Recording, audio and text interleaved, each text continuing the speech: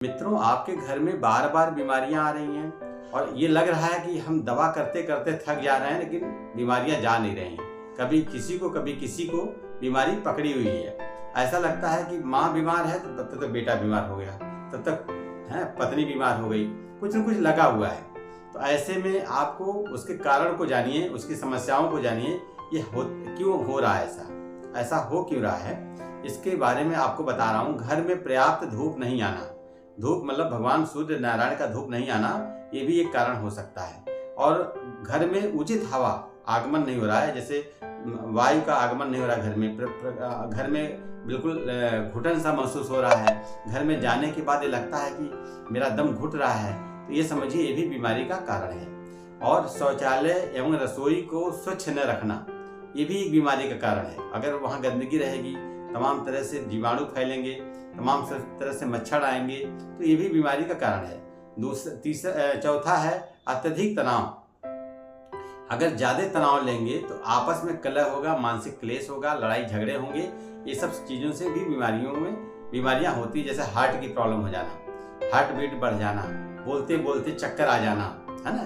तो ये बीमारी का एक भी कारण है। अच्छा, अगर हम वास्तु के हिसाब से देखते हैं तो वास्तु के हिसाब से क्या होता है, क्या होना चाहिए।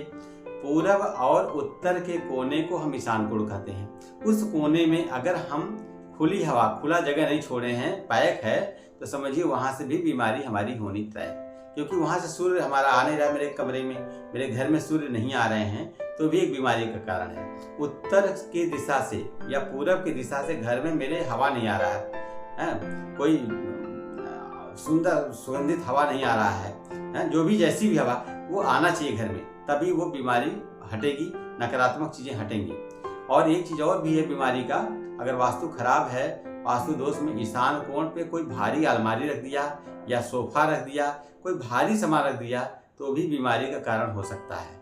आप जितना ही उसको हल्का रखेंगे, जितना ही वहाँ पे स्पेस छोड़ेंगे, वो उतना ही बढ़िया रहेगा।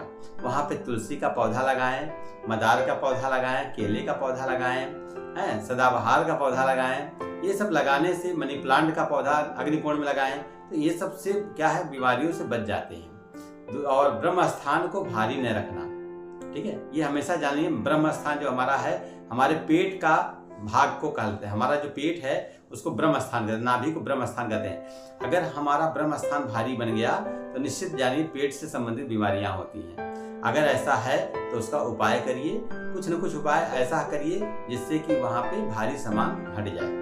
और दूसरी चीज, अगर ऐसा कोई भारी समस्या बन गया, जैसे कोई पिलर बन गया, कहीं कोई दीवार आ गया, तो वहां पे क्या उपाय करें, इससे संबंधित जो है जानकारी ये है कि आप वहां पे कछुआ लेकर के, आप पीतल का कछुआ आधा किलो से ऊपर लेकर के वहां स्थापित करें।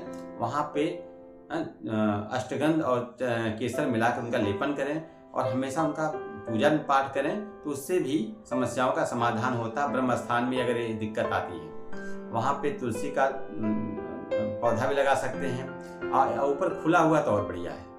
अगर मान लीजिए ब्रह्म स्थान में कोई पिलर आ गया, कोई दीवार आ गया, तो आप ये उपाय करेंगे तो फायदा करेगा।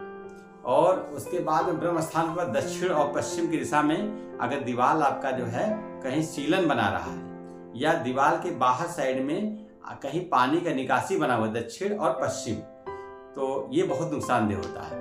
तो इसको आप बिल्कुल सीलन, अपने दीवार को बंद कर दें, कोई सीलन न आने पाए दीवार में, कहीं कोई पानी का रिसाव न होने पाए। इससे भी बीमारियां आती हैं। तमाम तरह तरह के सपने आते हैं। घर में आप सोएंगे ना, तो सपनों का तरह तरह के सपने आएंगे। आपको लगेगा कि मैं दिन रात सपना ही देख रहा हूँ, घर में जाएंगे सपना ही दिखाई पड़ेगा। तो बीमारियों का कारण भी यही है कि आपका मन रात में सो नहीं पाएगा, बीमारी होंगी, निश्चित है कोई ना कोई बीमारी होगी। और शौचालय जो है कहाँ बनाना चाहिए, क्योंकि शौचालय भी गलत दिशा में बन गया तो भी एक बीमारी का कारण है। जैसे आपका शौचालय नैऋत्य कोण में को छोड़ करके, वाक्य कोण को छोड़ करके, ईशान कोण को और अग्नि कोण को छोड़ के बीच में आप अग्नि कोण और नैऋत्य कोण के बीच में आप बना सकते हैं। वाक्य कोण और नैऋत्य कोण के बीच में बना सकते हैं, मतलब पश्चिम दिशा बना सकते हैं, दक्षिण दिशा के बीच में बना सकते हैं। बाकी अगर कहीं भी लैट्रिन रूम बन गया तो वो आपके स्वास्थ्य को प्रभावित करेगा ही करेगा। उसका एक उपाय जानिए कि कोई न कोई ऐसा उपाय मैं बता रहा हूँ जिसको आप करेंगे जरूर फायदा है।